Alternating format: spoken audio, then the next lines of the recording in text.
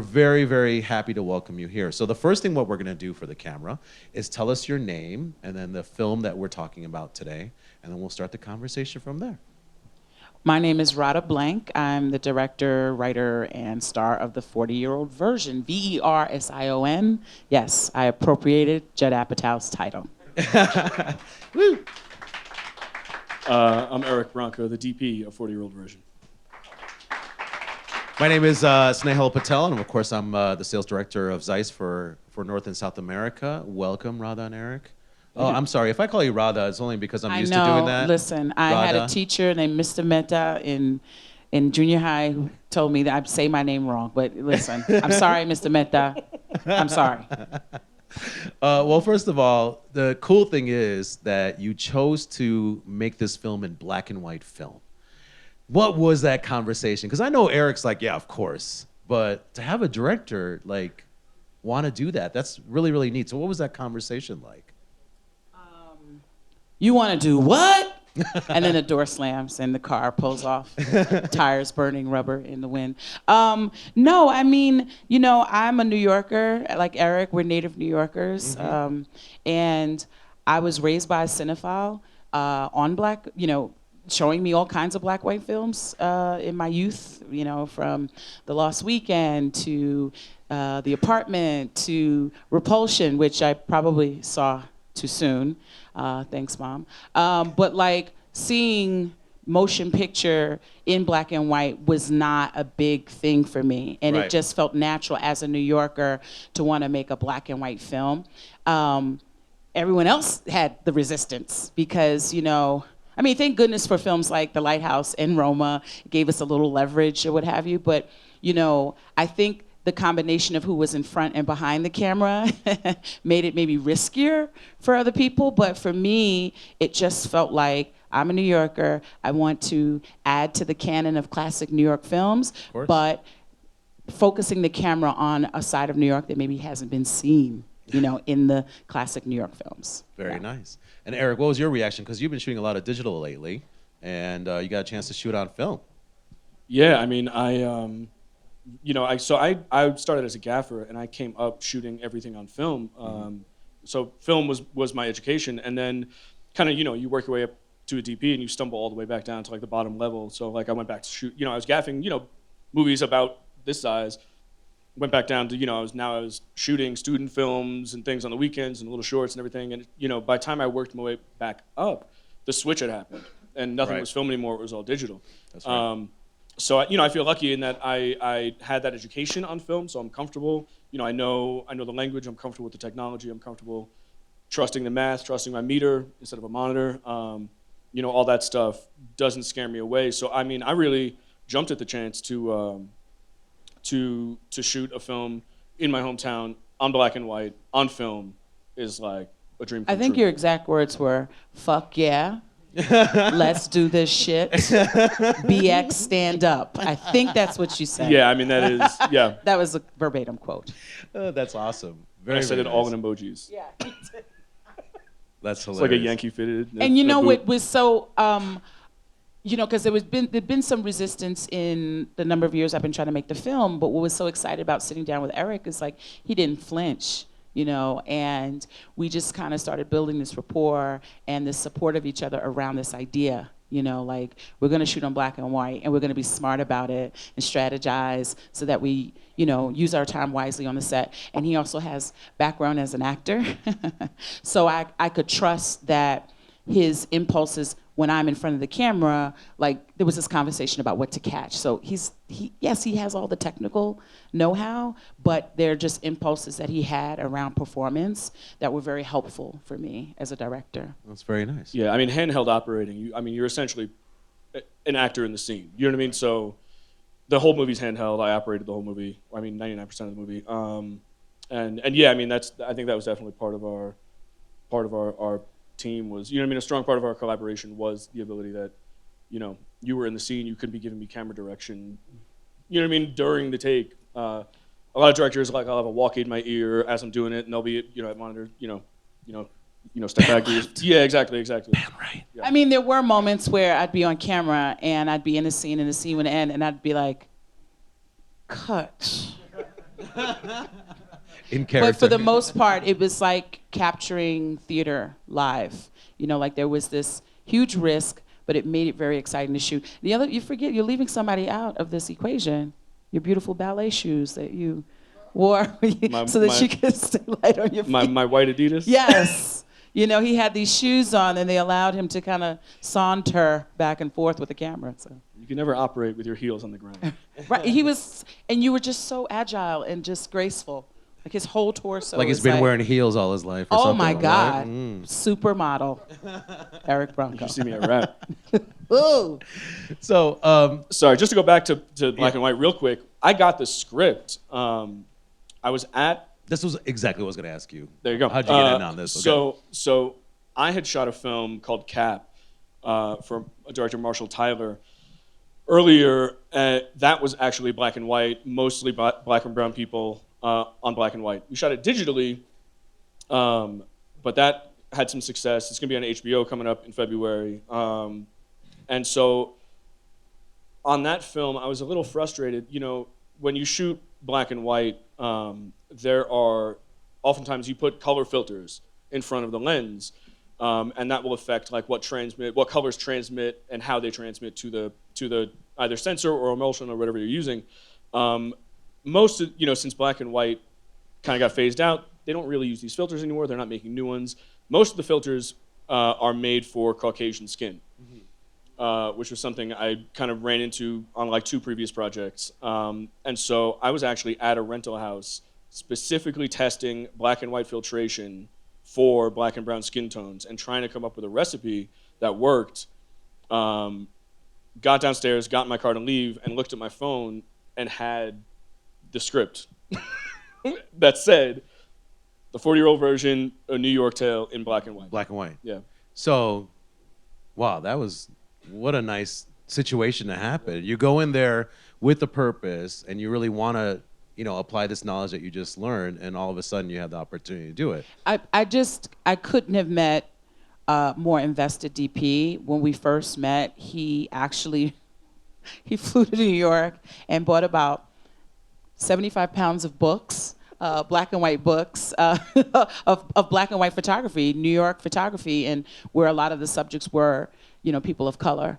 And one of the photographers who I'm drawn to is Roy de Carafa, and how just the gray, just the different shades of gray that, brown skin tones, and so he had already been kind of had this investment and had this desire. So by the time we came together, it was just kind of meant to be, especially, the New York background, this investment. And for me, the choice about black and white, there's just so many layers to it. One, I wanted to, again, like retrofit a story into the canon of classic New York films that hadn't been there, but also give hip hop culture a kind of vulnerable and human, sophisticated treatment. Oftentimes the culture is reflected in very oversaturated, loud, kind of blistering color. And I feel like black and white kind of forces it down to a certain level of humanity and vulnerability that we don't often see reflected in the culture. But Eric was just as invested in making sure, we captured a humanity. Like, I feel like when I watch the film, my mouth is watering because the images are so beautiful. And then you add Nat Jenks, the colorist from Goldcrest to the equation, and we all were kind of invested from pre-production to post, like just in making sure that image looked right, looked good. Looked good. Yeah. And just to give a little background to everybody listening, the story is about a playwright that really is trying to take off the ground, and Radha plays the playwright, and what ends up happening is she has a side hustle of being a rapper. Well, actually, her plays don't take off, right? Right, and so she tries feels to make money. like she's been that person. She won the 30 Under 30 award 10 years ago, and nothing has really happened. And so hip hop becomes a place where she feels like she can salvage her voice at 40. Trying to become a rapper at 40, and so Eric was the person for the job. No, it might be 10 years. But Eric is young, but he's like an old New York soul. But he comes from the culture. He's from the Bronx. And so he really understood what I was trying to say in terms of the storytelling. And his impulses, around comedic timing. I think him being in front of the camera, being an actor, also really helped in terms of the storytelling. So, we were coming at it in many different ways. Yes, he helped me to, get very clear about the language of lenses, and I would love for us to talk about that wash experiment that we did, because this was about us trying to make sure. What was this wash experiment? Well, he's going to tell you, but I want to tell you why this was introduced. I hope this doesn't get us in trouble. But at one point, I think there was a concern about, are we really going to shoot this film on black and white? Look at how long it takes, Radha, for you to get your dailies back. You don't know. Yeah, so one of the issues with black and white was that there's nowhere in New York to develop black and white. You got to send it out. So it was either really our two choices were send it to LA to Photochem, which was going to be like a week turnaround, or to an amazing lab in Maryland, Color Lab, and that was, I think, a 4-day turnaround. The other option was to shoot primarily in color, and then color could be a 1-day turnaround, and so there was some pressure on us from some people to unnamed producers. To shoot color and just desaturate, and that's not the same thing. We sat down. It's not the same, and I feel like Eric. I feel like you don't get the right. At one point, we were at this point where that seemed like that was the only way to go, and I was not feeling great about that, because deep down inside, I wanted to shoot on black and white. We sat down. I don't know where we were coming from, but we sat down in like a deli in Midtown. Some tears were shed, and we were like, you know what? We're shooting black and white. And but you also called me. I feel like you were on a plane going back to LA. I was. Like it was like the end of a movie. I was going back to LA to see a photo exhibit at the Annenberg called Contact High, okay. which was a collection of contact sheets from famous hip hop album covers. But you called me before the plane took off. It was like a Meg Ryan, Tom Hanks movie. Wait, Radha, we're not gonna give up, damn it. We're gonna shoot your movie predominantly in black and white. And I think I know, and so it was at that moment where it was like there was no turning back. And he was so invested. And so, well, he could talk a little bit about You wanna talk, now that we said that, you wanna talk about color? Yeah, let's talk about So, a conversation we did have was, the stock we shot on was Kodak 5222 double X. Hasn't really been updated in like 50 years. Mm-hmm. Very slow, 200 ASA, if you want to get technical about it. Yeah, tight grain though. Yeah.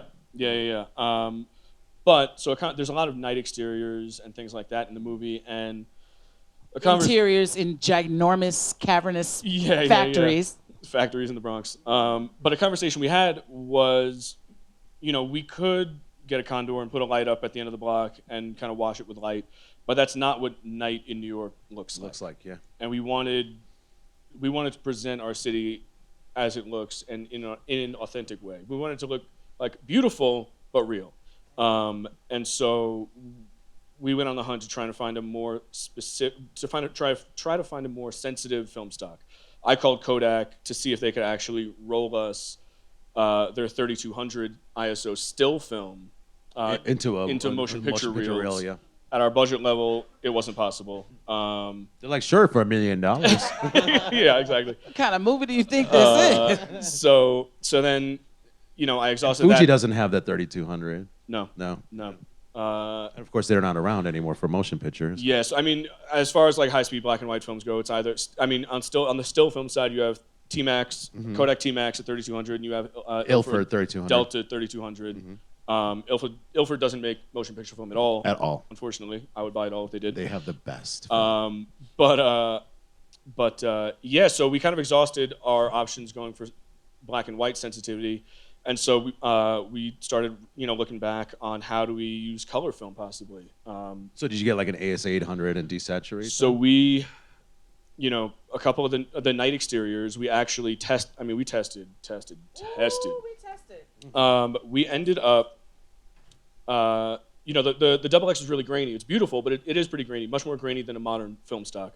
So we ended up taking Vision 3 5219, which is a color stock, pushing it 2 stops to get some grain and contrast to kind of match. We wanted to do it photochemically, right? We didn't want to shoot clean color film, scan and then make it black and white. You wanted it to be black and white. We wanted it to be, you turn the color off and it matches. Yep. Adding grain, things like that, felt like a cheat. Felt a little, it didn't feel organic. So we tested, we shot 5219 pushed 2 stops, looked great, grain was there, but it wasn't quite the same. And we did another test where we did a bleach bypass on it, because with black and white film, a lot of that kind of glow and a lot of that glamour that you see comes from the fact that you don't bleach it. The silver is left on the emulsion. And so we skipped bleach on our color film and left all the silver on that. And that was like the aha moment where we were like, okay, I think this is gonna work. I think we're there. That's wonderful. What a process. That's really amazing. And then you were talking about doing the dance because you do a lot of handheld.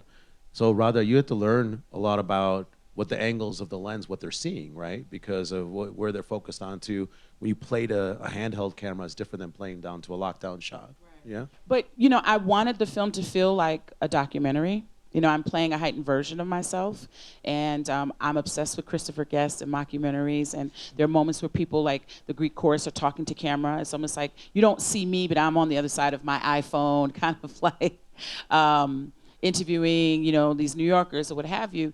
I just, you know, that handheld and that fluidity, and even sometimes those whip pans, like, it wasn't about perfection. It was about it feeling immediate and urgent. You know, like I always wanted it to feel like when the camera comes on, this person who's watching has walked into the room as a conversation is happening. And so there's a lot of, you know, Eric kind of moving in towards the subject, and a lot of whip pans, a lot of one takes, sorry actors, you know. But I come from theater, and I just, you know, there's even a word that I don't like using. Eric, you know the word. Schmubrage? Yeah. I don't even say the word. It starts with a C, but in my world, it's schmubrage. I just wanted to feel real and authentic. And it might have taken a second, I think, for us to get our kind of choreography. But after a while, I mean, we were looking at tap BTR. So we weren't looking at the aesthetic. Right. We were looking at framing. I mean, we weren't looking at the, you know, we were looking at the shot, you know, the composition. That's mainly what we was going for, and the flow of it, because, you know, it had to have a certain urgency for it to feel mockumentary, true to life type thing. So, but once we found that groove, you know, like doing that whip pan thing, like I remember the first time we were doing that, it was tough because it's about landing. You know, but I feel like his impulses and how he guided his camera crew in terms of what to capture, like after a while we got that groove, you know. Well, I mean, I think it's up to the audience, but I feel like we caught our groove, you know. Very nice. And what was your package? Because if you're doing all handheld shoulder mount, so it can't be like a super heavy camera. No, we had an RALT, mostly 400-foot mags, a couple 1,000-foot mags. I mean, it got HDIVS or yeah, we used we had a proper tap though. We had a Light Ranger on there, and we had an IndyCam Indie Assist tap, HD tap. Great. I think we weighed the camera. I think it was 75 pounds at the heaviest. Yeah, of course. A With toddler, 1,000-foot mags, a toddler. Absolutely. Yeah. And that one side of your body got real buff, you know. Yeah, exactly. So he only flexes with one arm now. Yeah, right. Yeah, so I mean, we shot RALT, and we used ZEISS Super Speeds. Oh, wonderful. So did you get? You may have heard of them. I have actually. So did you get nice flare characteristics, and you know, did you backlight a lot whenever possible, things like that? Yes, after a while, like shooting in silhouette became more interesting to me, and Sure. this was stuff that Eric was pitching because I'd have an idea in my head, and I've seen his work, and I've seen them before. No, but I mean, even, you know, initially I wanted to kind of shoot something straight on, and Eric was always kind of pushing for the angle, and this was something. I think sometimes we met in the middle, but I realized, like, especially in trying to cheat an audience of 35 for 100 people in a theater, you know, just shooting on an angle just makes it more believable, especially when you're capturing from different parts of this theater, you know. But yeah, there's a scene where Radha and Archie are talking at the bench, and there's that light kind of flaring, bouncing off of a car light or something like that, or a car window, and it's just so juicy. I just talking about it, my mouth is watering. I mean, it's things like that too, where we were talking about like those imperfections. That was a moment where like I remember seeing that flare and us being like, do we want to fix that? This was it during the test? Remember the No. first test? Okay. No, this was on the bench. We Okay. were, that flare, the sun moved, that flare hit, and we stopped and we were like, do we want to do anything about this? And we were like, Nah. And there were these things That's that would awesome. happen because either because of time constraints or the not having a light a light package. Like showing up one day and be like, what do you mean we don't have lights? I'm sorry. This is independent filmmaking. But us, the workarounds, that was so exhilarating to be like, you know what? Okay, the light is not hitting this. What if the scene was predominantly in silhouette? Would that work? And for a film that where music is a character, it absolutely does. Because now we're focusing on the music kind of coming out of these characters. Were you guys playing that music on set as part of it? There wasn't a lot of playback, no, because there's a lot of freestyling and kind of like performance in the moment where hip hop, I think if this was like a Hollywood version of the film, she'd become the biggest, dopest rapper ever at 40. This wasn't that story. Hip hop was more of a meditation, so there are these quieter moments where people are freestyling, and there are bigger performances where we kind of detach from reality, and it's almost like a heightened hip hop music video, but still through handheld, still through black and white. I had a list of 1 million references, and on that list were a lot of 90s hip hop videos, like Electric Relaxation by Tribe, videos by who did Cool Like That? Diggable Planets. Like a 90s vibe. We're shooting on we're using a bus, but it's a model from 1982. I mean, it was literally falling apart. And you see the sign on there that says the fare was like, what, 75 cents? I mean. Only so, token. It didn't have a MetroCard. It's not. It didn't. You had to put change in there. So this is an old ass bus that we use, but that whole vibe, it was kind of nostalgic, like from a different time of hip hop, and it just came together really nicely, I think. And does the look ever change? Like so in the story, the play takes off, right? Starts to. There's something's happening that's taking her away from rap, not the play itself, but the development of this play. Like the play, development of the play, we right. end up seeing the play at the end, but it tends to pull her. The development and the rehearsal of this play pulls her away from the hip hop. Yeah. So at that point in the transition, was there a change in look or feel or anything like that? The way you did anything, or really did you just keep the consistency throughout? Well, here's the thing. Black and white film is kind of where most of the story is couched in. But there are these little vignettes that we shoot on color. Pops of color. Understood. Whenever we go into the play in her mind. Like oversaturated, kind of almost like too lilies in the colorful. field. Right, like just perfection, Because it's in her head. There's some iPhone, there's a little iPhone happening. There's a scene where she's interviewed. The people on the street. Yeah. And then there's a moment where I'm being interviewed by the Frank DeLilla, who does a lot of coverage of New York theater. And we shot on studio cameras, but in black and white. And so we're playing with some other formats, but the bulk of the film is black and white, 35 millimeter film. And the reason I wanted that to happen, I definitely wanted to create a distinction between the formats. And when we're in this other world, I want you to miss the black and white 35. Yeah, because I mean, then what happens with the audience is then the black and white is the normal. Yes. That is the real, and everything else is actually, now you're looking at it a different lens because you're expecting color all the time. It's reversed, so and it's really funny? interesting to stand out. I'm going to tell on you, Eric. What's really funny is like the iPhone footage, it's supposed to be me holding the camera. And I think there's like rules about capture, who can actually do that. And so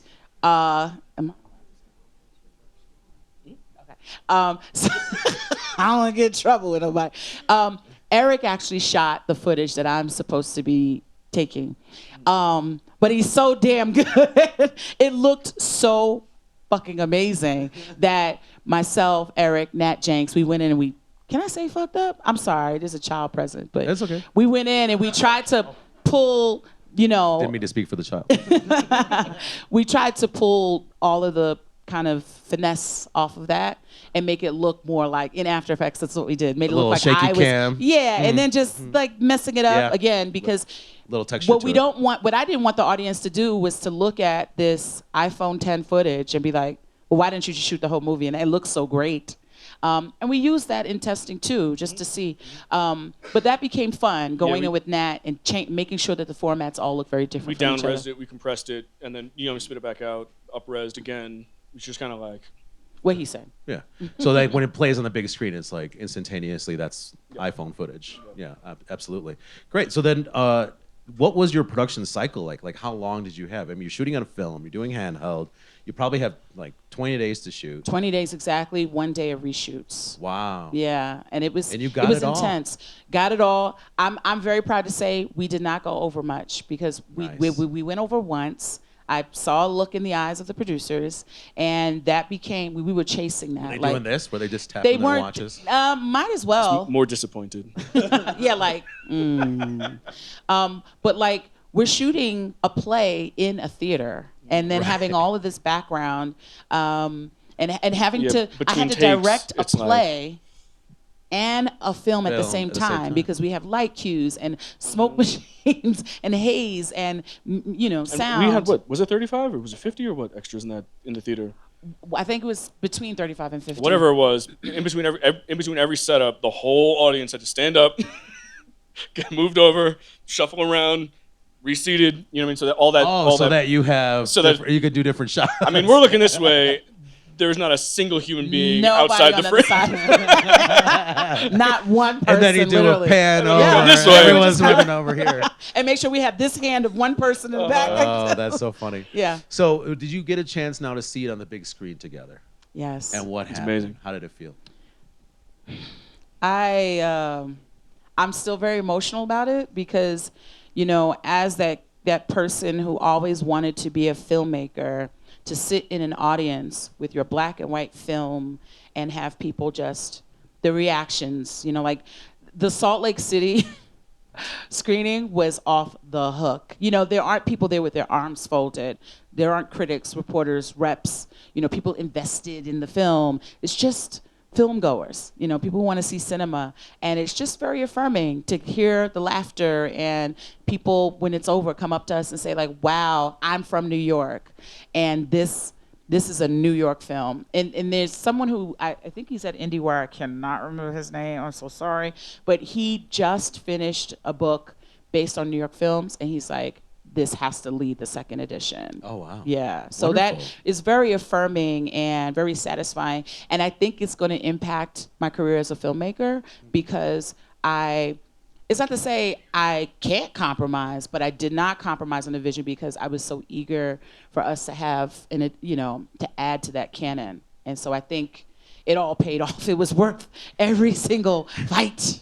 I am really, go ahead. Please. No, I was saying, for me, it's like, a movie is not done until I see it with an audience. Like even when it's the final cut, even when it's colored, even when it's sound mixed, it like somewhere in my mind, in my heart, it's still unfinished until I hear that first laugh, or that first gasp. You know what I mean? Like so. You see the flicker on the screen, and people are reacting to it. And our soundtrack is going to be like the music is also a character. Yeah. And so again, I think because it's black and white. The sound, like the music, the soundtrack just lands differently. Sure. You know what I mean? Absolutely. Well, that's wonderful. And I just love seeing the two of you, as artists, really geeking out and being like, no, man, we fought this fight and we did it and we came through on the other end. You went through the trenches. And I really wholeheartedly congratulate you for getting this far and doing this. This is a really a nice story that you're telling. Because I just want to add, there's an equally thrilling story behind the scenes. Like I'm really proud of how inclusive our set was. There were so many women camera operators. Nice. Like I didn't even know that many existed. Hey girl, yes. And Eric, like the amount of respect and reverence that he had for these operators, like everybody was equal. They just had to bring their game. And it was an education watching him kind of corral this group around capturing and to see this woman go into the truck and load the film. I don't know, that shit was hot. Like it was just like she's touching film, and they were all excited about it. So I'm hoping Which that might not have happened just a handful of years ago. You know, I mean, I think working on film creates a certain urgency around the actors, but it also was the same way with the crew. And I'm hoping that the film encourages more of this, because digital format, you know, the people who inspired me, they didn't have a digital format to fall back on. Nothing against people who work in that, but they didn't. And so we just had to work smart, and we figured it out. So I'm grateful to this guy and his team for helping us like capture the image. That's wonderful. Absolutely wonderful. I'm going to open it up for a few questions, if that's okay with you, before we close the session, because I really think there's some audience members that might have something to ask about. So, I already got a raised hand. So you talked about the secret sauce that you use to capture skin tones or non-Caucasian. You want to speak to that at all? What was your filter package? I will not. I'll never say. No, I mean, it was kind of different depending on the. So something about I'll say black skin tones is that it's every shade from my complexion to Oswin's, you know what I mean, Oswin's complexion. So there isn't a one-stop shop. It's really about experimenting and finding the right look for the person. We used suede, tobacco, chocolate, or a combination thereof. Always a polarizer usually, unless we didn't have enough light. I find, we can get into some like super deep stuff, but I find on darker skin, the pigmentation is like a few layers deep. A polarizer will allow you to adjust the level of key on like, in kind of like the subsurface scattering that's happening when a key light hits a person of color. So usually always a pola, and then some combination of either tobacco, suede, or chocolate, depending on who it was. And just to follow this up, what I thought was interesting is like we worked equally hard at the color correction, because grain on darker skin shows up. You know what I mean? Like I'm thinking about the scene with the young black actor. I won't say who it is. It's a cameo. You got to see the movie. And her skin compared to the artistic director. He's very chocolate, she's very light. And on some of the light people, the grain would look a little oatmealish. You know what I mean? So it definitely was this from top to bottom effort to like just get it right, but it started here.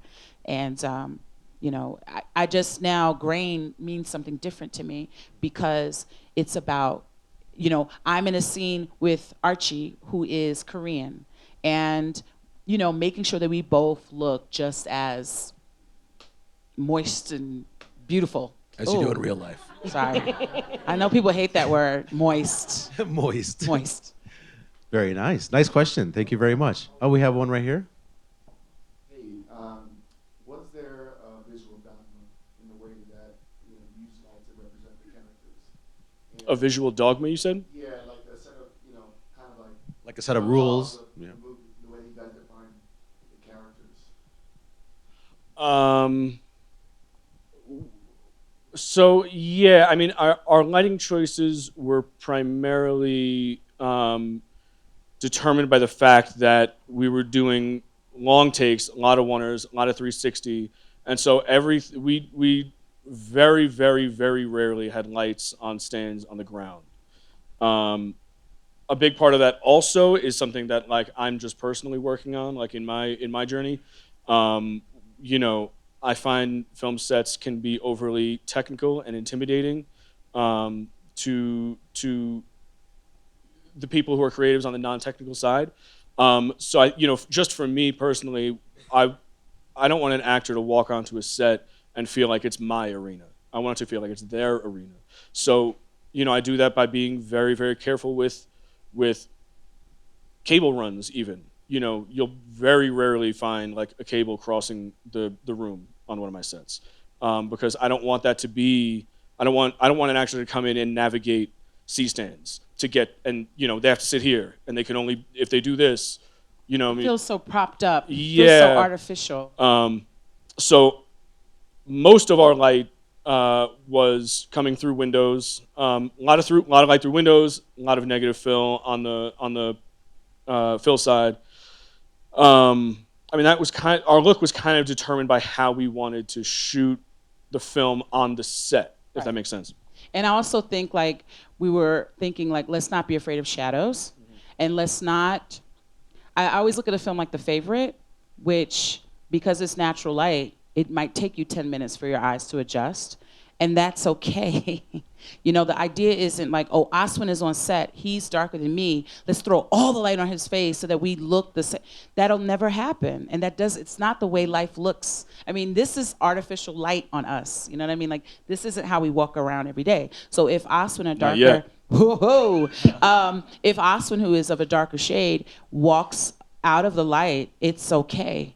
You know, like I'm a big fan of Bradford and Malik Saeed and people who aren't afraid to play around shadows and, you know, putting the light in different places when it concerns darker skin. So that, I love that it wasn't like, oh my God, lighting, especially on a day when we didn't have them.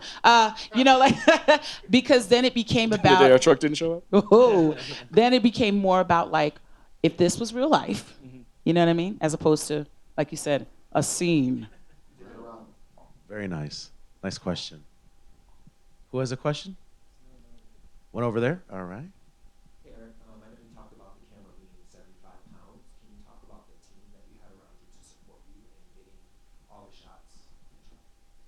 Yeah, I mean, I had the world's most amazing camera team, which is going to be my camera team for every film I can take them on for the rest of my career. Yeah, we had Ann Carson was operating for us.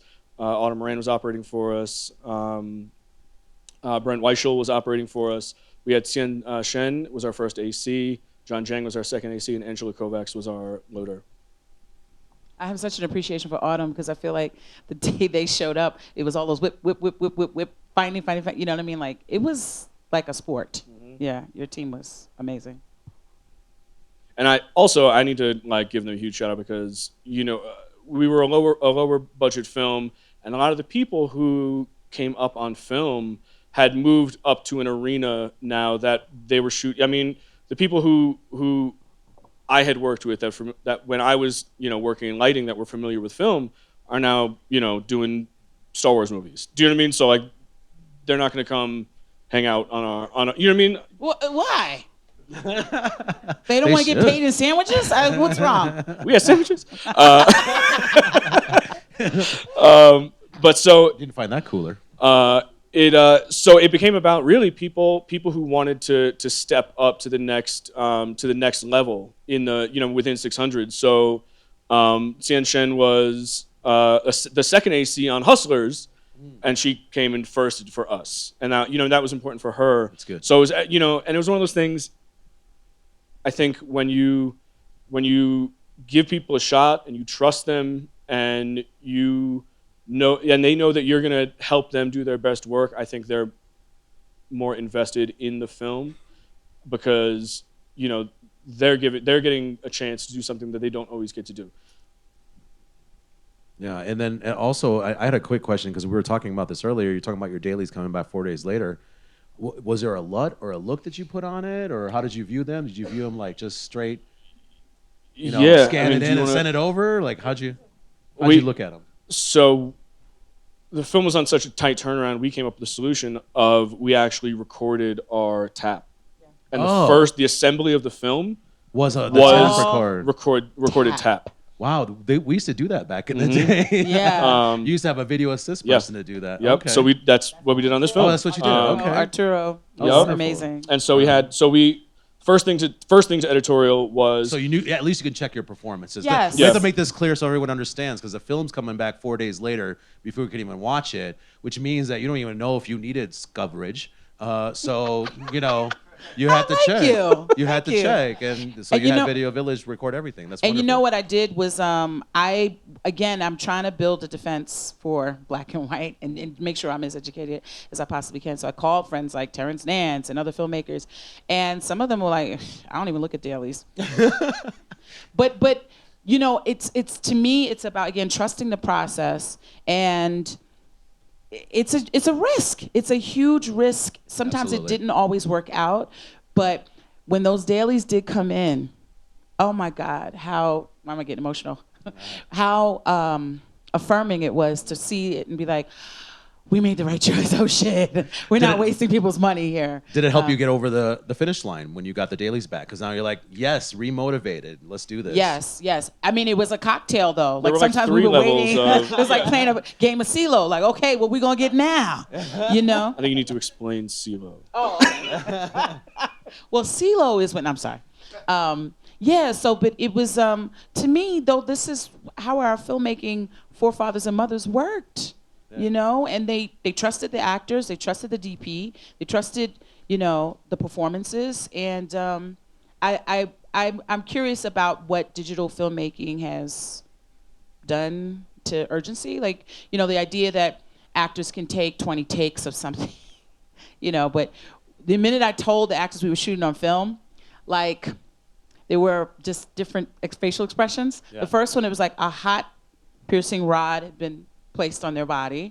But then there was this thing of like, oh, right, I'm an actor and this is what the training is about. You know, right. It's not about, oh, well, we've got 20 takes. Like there was Right. an urgency, you know? Shooting on film also entails a lot more rehearsing, especially with a movie like this, Yeah. where We got the movement. all and the characters everything, moving, the camera's moving, you know, focus is definitely a challenge.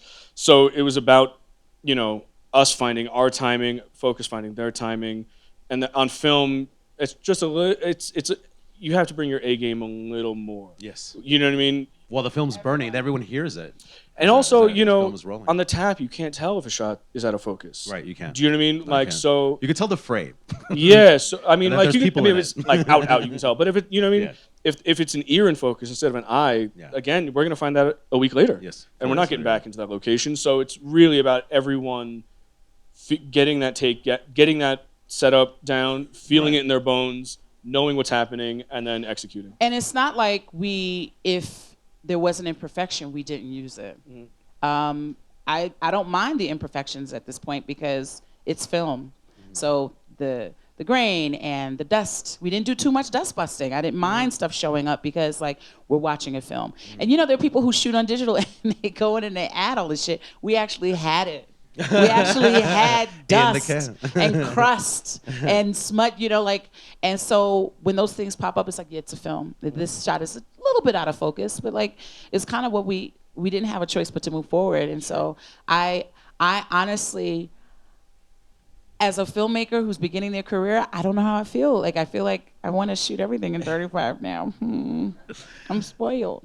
Well, I think it's wonderful. It's a great story, and love seeing. Like I said before, love seeing the enthusiasm. I think everyone has a chance this week to go see the film. You know, like as we were editing or as we were doing color correction, like that was part of the thing. Is like this is going to be on a screen 5 times, maybe even 10 times the size of what we were looking Sure, at, yeah. and so those imperfections will really be present. And did that work for or against us? So it was just, we'll find out on the 31st. Well, best of luck. I hope you get everything you want out of Sundance. I hope there's distribution, and we all get to share this with our families and friends, and everyone gets to watch it because that would be the best.